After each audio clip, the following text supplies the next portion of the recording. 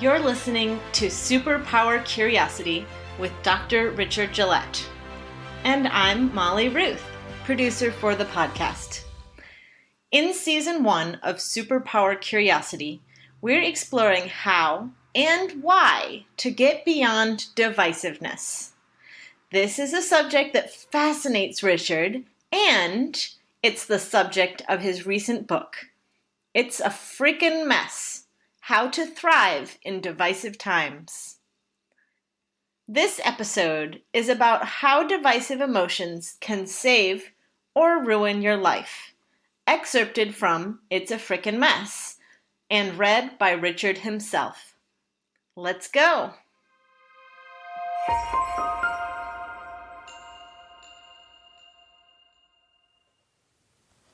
For most of us, divisiveness doesn't feel good at all. Why, then, do we get caught so easily in divisive emotions like indignation, exasperation, contempt, outrage, and other varieties of anger? Or mistrust, worry, foreboding, alarm, and other varieties of fear? And why are these feelings sometimes so hard to get out of?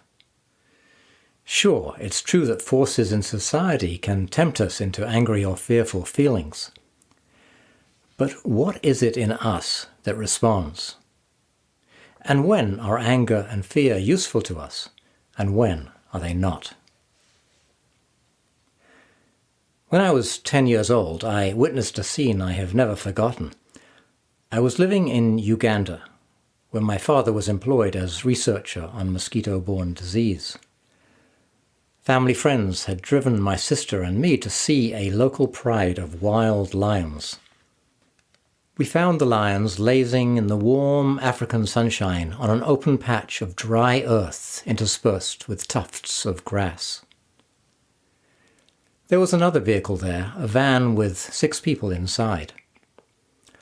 A large male lion with a magnificent mane was lying in the foreground. Perhaps he was protecting the pride's private siesta from the strange metal-packaged intruders. But if so, he looked surprisingly relaxed. His eyes were 3/4 closed, and his head rested on his paws. It was quite a picture. Little did I know that this idyllic scene was about to change dramatically.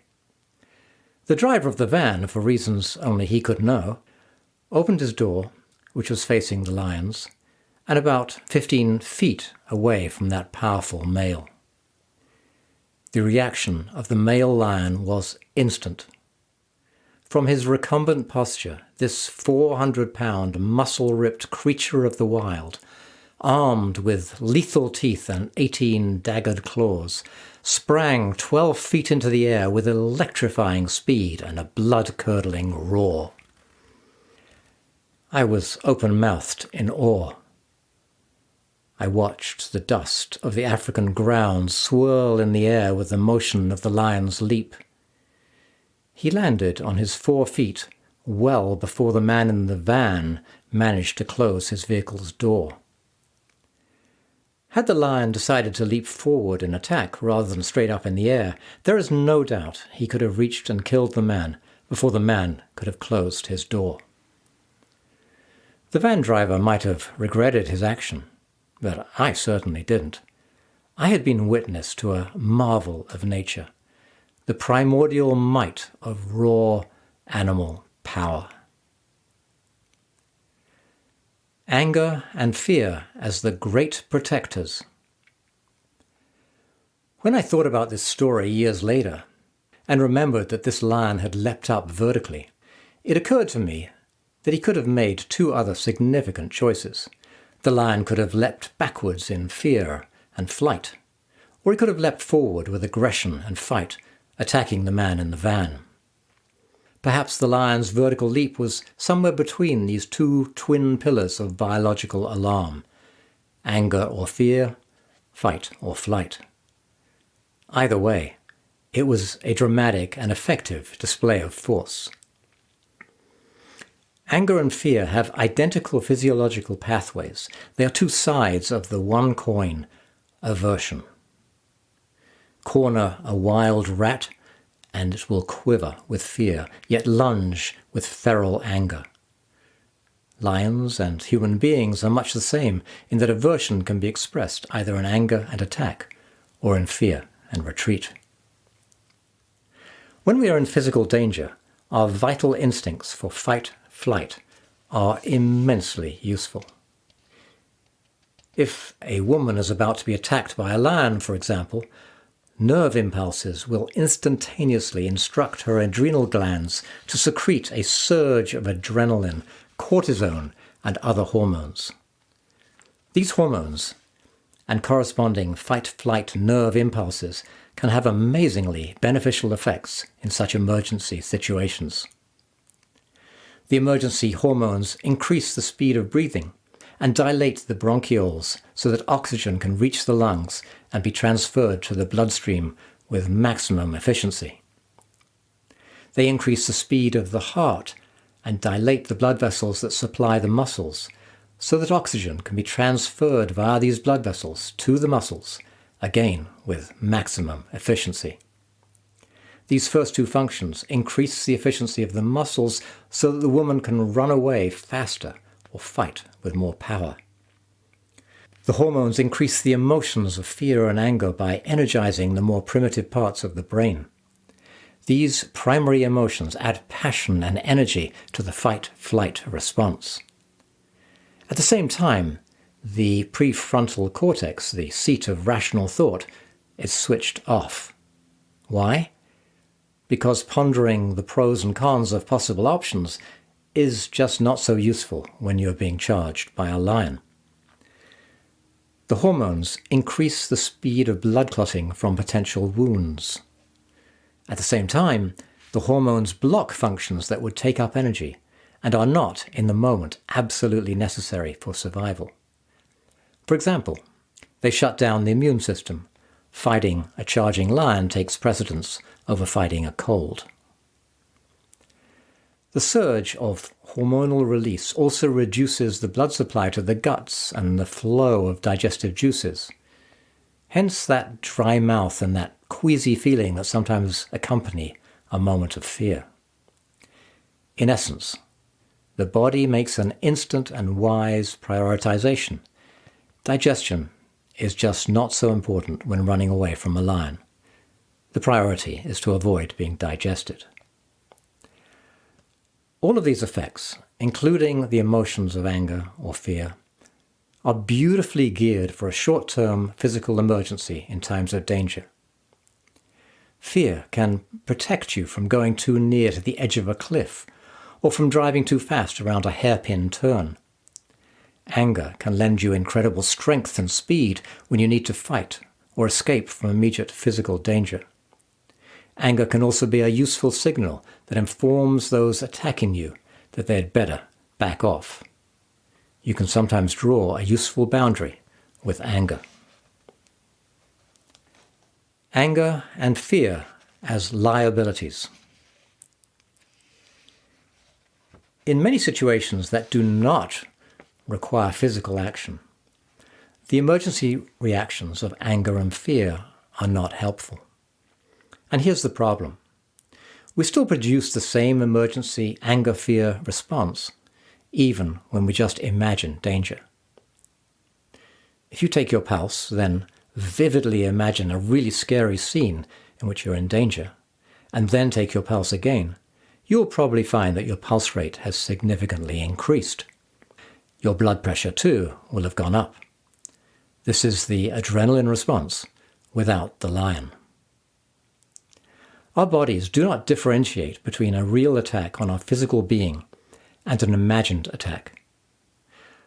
When we otherize any person or group, we are creating an imagined enemy to whom we respond with adrenaline-fired anger or fear.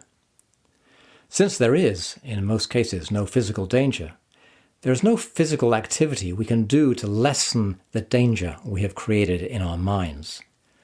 What's more, the imagined danger tends to be long-term, and this can cause us a lot of grief. When we think someone with different beliefs is the enemy and react emotionally to this enemy we have created, all the physiological effects of the adrenaline response, so useful in physical emergency, become dangerous long-term liabilities. Because the body is functioning on an emergency system, it becomes depleted, then exhausted when the emergency state carries on for hours, days, months, or even years. Our access to rational thought diminishes because neuronal activity has been shifted from the thinking cerebral cortex to the instant reaction primitive brain to prepare for the physical emergency that never arises. In the long term, this can cause loss of brain matter in the prefrontal cortex. Digestion is poor because blood has been diverted to the muscles for action that never occurs. The immune system is compromised because it is not a priority for the physical encounter that never happens. Blood clotting increases to protect the body from the potential wounds in the physical battle that never transpires. It's possible that this blocking of the immune system and increase in blood clotting contributes to the higher death rate of more hostile people. We can make ourselves ill or even kill ourselves slowly by engaging our innate physical protective devices in the long-term service of our mental beliefs. This is all the more alarming when you consider that most human hostility is created to fight alternative beliefs, not lions. We also suffer mentally.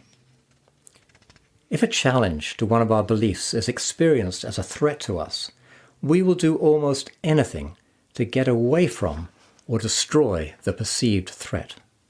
And this is accompanied by an outpouring of unpleasant-to-experience emotion, such as fear, anger, disgust, disdain, hatred, and so on. Hardwired to be fearful or angry? Our reactions of worry or exasperation arrive so quickly that they appear automatic. It's as if we had no choice. We might well wonder, am I just hardwired to be like this?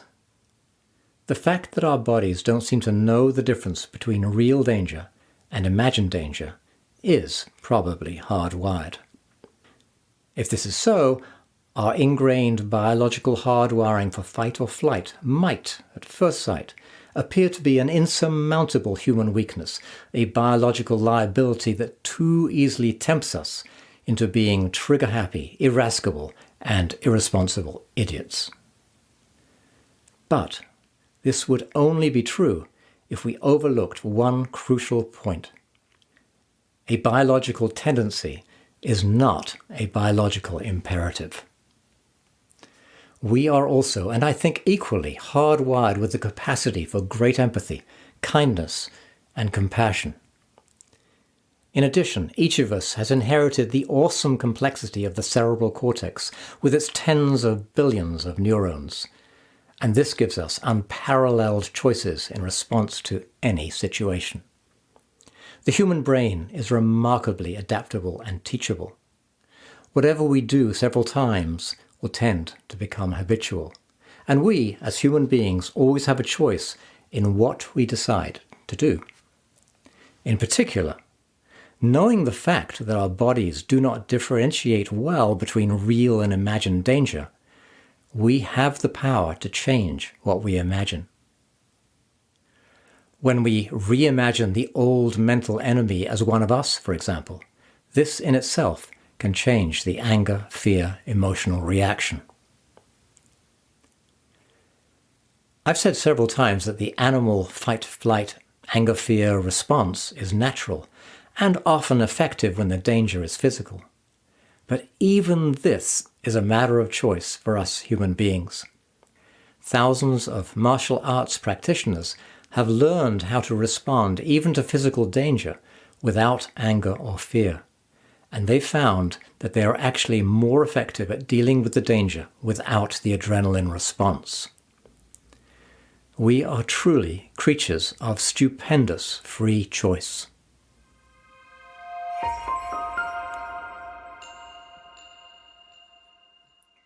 Thanks so much for listening to Superpower Curiosity with Dr. Richard Gillett.